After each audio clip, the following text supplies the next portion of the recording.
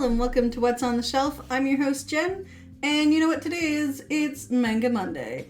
So happy Easter to anyone who is celebrating Easter. Happy Passover for those celebrating Passover. I had a lot of fun last weekend. It was my niece's birthday. There was so much stuff going on. It was incredible. So we're going to get right down to business and just head into what we read last week. I had a power outage last week, so it was quite interesting because I decided that, you know, I can't do anything better with the time because I had no power. So I was like, might as well just read. So that's what I did. I spent the entire day reading because I could, or well, the majority of the day reading. It got a little harder at night because, you know, reading by candlelight, fire, not good. So welcome to Manga Mondays. We've got a whole bunch of stuff. As you can see, this way, I did a little doodad over the corner here. You can actually use channel points now. They're called crew points. I'm hoping to find someone to do some emojis and different artwork and stuff like that, but we'll see. I'm not rushing into that right away. It's something I'm interested in doing, but it's still in the works. So we're starting with Yan Press Publishing this week. So to start off, we've got... Oh, this way. Which way is better? This way. So we've got... the one time I don't bring water with me, Alex. I will make sure to drink water after the stream. I should also add a bigger button or a bigger thing that says tequila shot. But that's for another story, another time. I will make sure to hydrate after the channel. Oh, it'll be something like 5,000 points that you have to use. So, Cheeky Brat is a cute little slice of life romance. Essentially, the girl is the manager of the basketball team, and the guy is essentially a brat that is on the team. Essentially, she was in love with... In the first volume, you find out she has a crush on the captain of the team, who is leaving, but this guy also has a crush on her, and the fun stuff ensues. I did not realize that this was 20-some-odd volumes long. We'll see if this keeps me interested that long. But very cute, very slice of life. If you're looking for something to fill in, like, a little sweet spot for that kind of thing, definitely grab this book. So the next one on Yen Press's list of books this week is something that's been on my shelf for a while. I've been waiting to see a couple more volumes come out before I started reading it. Was the White Cat's Revenge as plotted from the Dragon King's lap. It's quite a mouthful. This is a must-buy. It is super adorable. So from my understanding, this is, it was originally like a short novel series, and then they turned it into a manga. But it's adorable. So it's a series where the girl gets pulled into an alternate world with her friend. Her friend is this clingy person that she can't stand anymore. And it's a whole story of this girl has been attached to the hip to this other girl. And essentially they end up in a magical land. And of course the friend gets chosen as this like special person that's supposed to do all this stuff. And essentially she gets exiled. But Roy, I believe is how you pronounce her name, the blonde chick, actually has magical abilities in this world and is attracting fairies, which is a very potent form of magic in this realm. And she ends up crossing paths with an elderly woman who is also a magic user, and she's like, it's best if you continue your studies elsewhere. So volume 1 is getting to know the characters and establishing the world. And then I also went and read volume 2, which we get more details about what's going on with the world, how people are dealing with stuff, what the hierarchy is when it comes to being a beloved child, which is essentially a person who is so loved by the fairies will do anything for you. They will kill for you, they will maim for you, they will destroy the world for you if you are hurt. And a beloved child is something to be cherished. It's a good thing. But there has been wars about this in the past in this realm. So in a way of trying to preserve the realm as it is, all the countries have agreed to essentially like not fight over them. Like if a beloved child shows up in your region, well, it's up to you to take care of them. In book 3, it gets very interesting because the Dragon King is obsessed with the girl, who happens to also be a cat, because of magical means. She also decides that she's going to try and visit her friend and see what's going on in the other kingdom in this volume, because there seems to be some kind of dispute going on between the two kingdoms. The one where the dragon people, kind, live, and humans. Must read. I am waiting for the next book. I hope it comes out soon, because it's really, really well done. And, top tier, must have in my library. So that's all the stuff for Yan Press. So we're going to go over to Tokyo Pop. So Tokyo Pop, Deep Scar. Sadly, it was okay. Story is very basic. Girl ends up moving in to a new place to go start university. Her boyfriend doesn't like the roommates. There's these weird, awkward moments with one of the other people. I think the story has a lot of potential, but as of volume 1, I wasn't impressed. Like, to be quite frank, it's probably one that I'm going to resell or trade in for another volume of something else, because it just didn't do it for me. There wasn't enough substance in the first book. Again, rocky start. It's just, there's something about the storyline that just didn't sit well with me. I don't know if it was the way that it was portrayed or what, but just didn't work for me. So, just to give a basic rundown of the storyline, girl moves into new apartment, tries to start university. Boyfriend doesn't like the roommates, essentially tattles on her. Her parents show up out of nowhere, and it's kind of a goody two-shoes character going rogue, and she ends up going to a party with her new roommate, and things happen.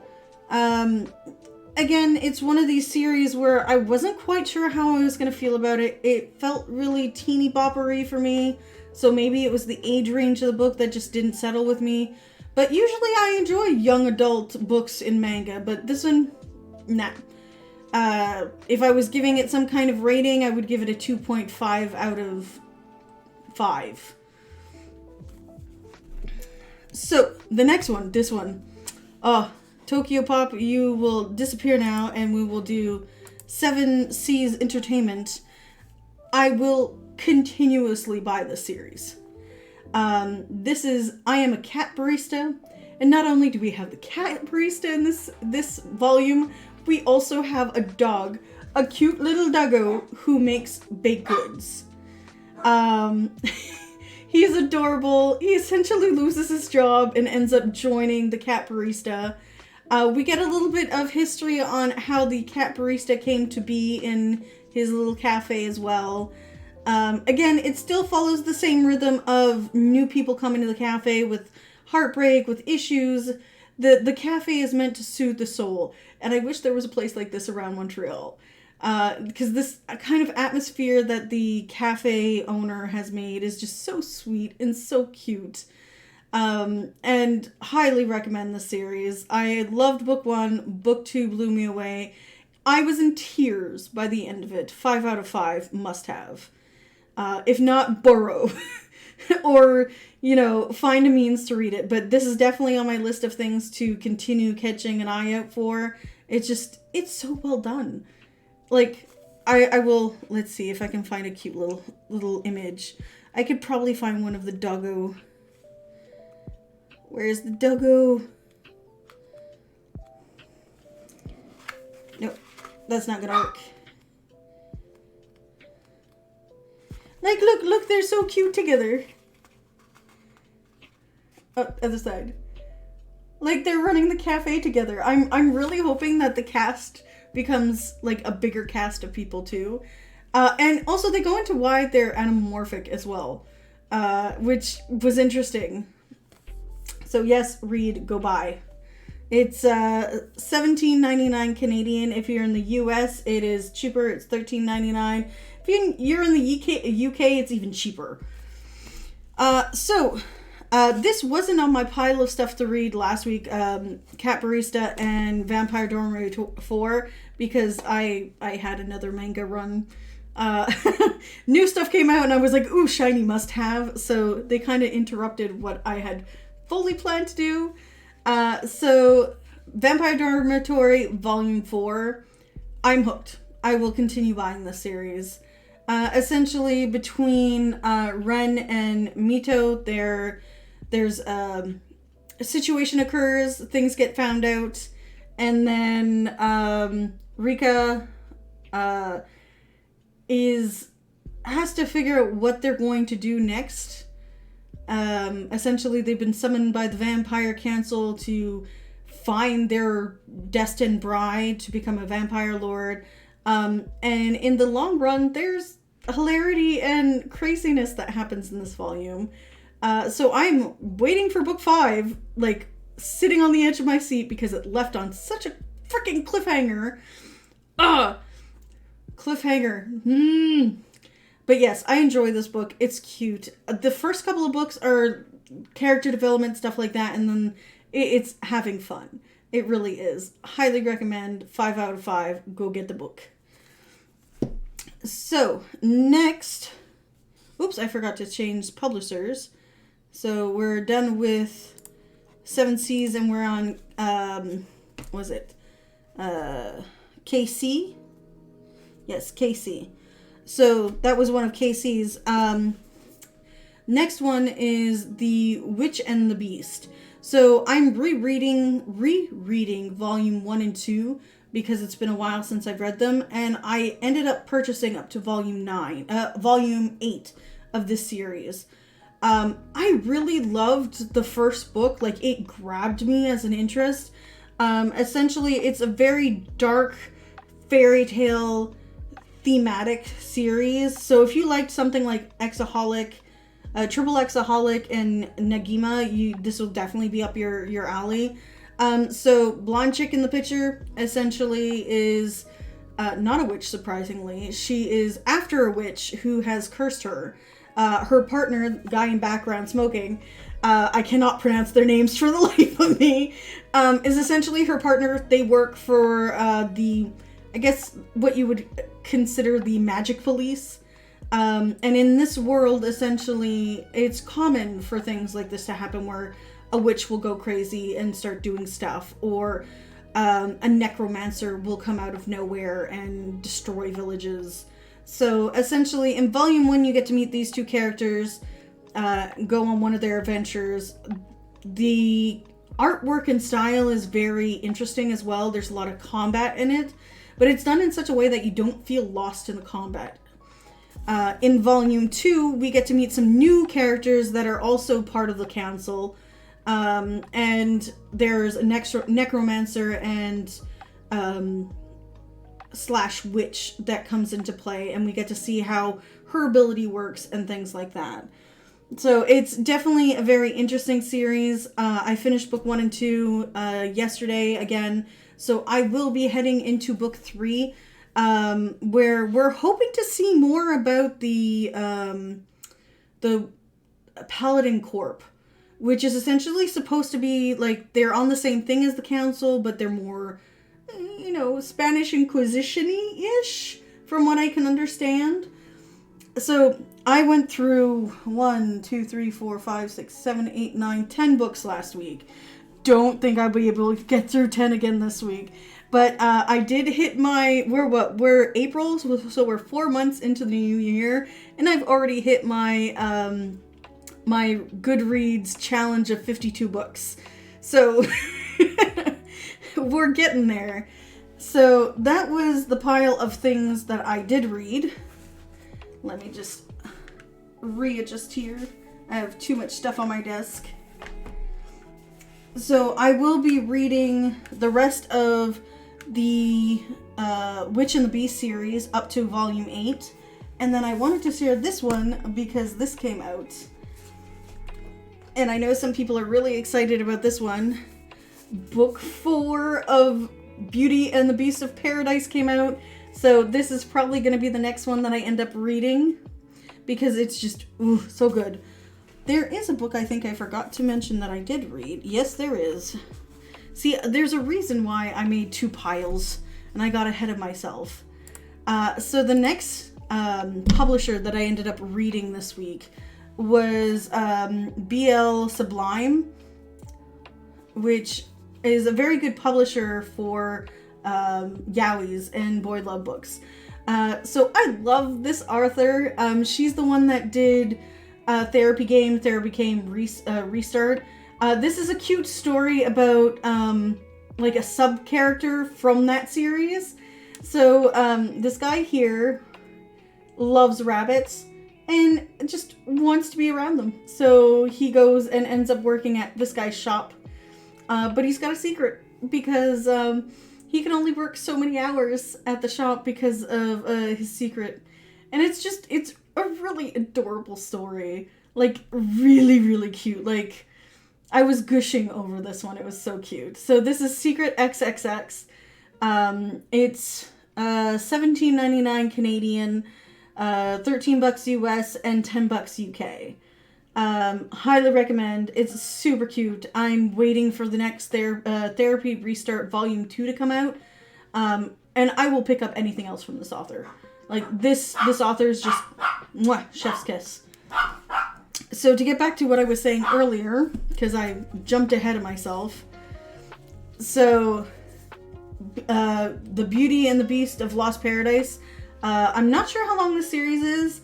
I'm working on trying to see, like, get my library updated in Excel sheets so that I know what I've read, what I haven't read, what I'm keeping, what I might be moving out. So this is definitely on my list to read because it left on a cliffhanger in the last episode, or last book, I mean to say. So it will definitely be something I look forward to.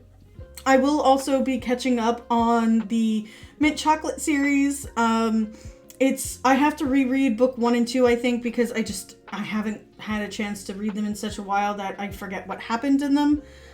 And yeah, that's about it for today, I think. I don't know if there's anything I've missed. I don't think so. So I hope everyone has a good Monday. They have a good week. I know it might be a shorter week for some people, and it might be chaotic because it's a shorter week. That's my case.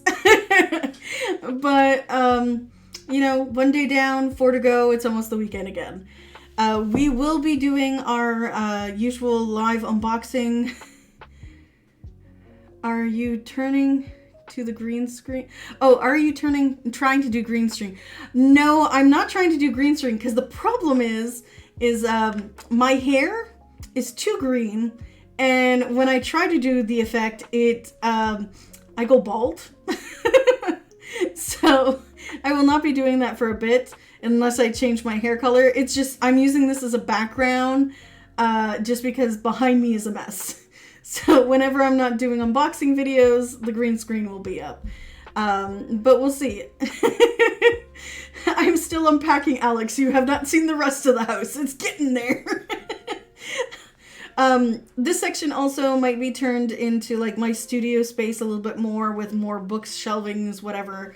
But yeah, so that's what's going on right now with the channel. We did start a Patreon, so you can catch that all information at the bottom of our channel page, along with Twitter stuff. I've been slowly working around and trying to develop the Twitch channel more, just so people get more information and so on. But yeah, and a schedule. But I'm looking into getting artists to do a bunch of commission stuff for me, so we'll see. I've got a couple of people in mind, so we'll see what ends up happening there. But yeah, I think that's gonna wrap up this episode. So happy Easter or happy Good Monday. Oh, thank you, Alex. I'm trying. It's between everything else going on in my life, this is the project I'm working the most on, because I really enjoy just doing stuff and streaming stuff. So happy Easter, happy Passover. Hope you have a nice short week. May your coffee be full, and hopefully you get to read and relax a bit. So we'll catch you guys on Wednesday. We will be streaming in the morning because I work at night now on Wednesdays. So we'll probably be trying to go for like 10 o'clock-ish for the stream. I did update that in the schedule for Twitch. So we'll see you at the table on Wednesday. Bye, y'all.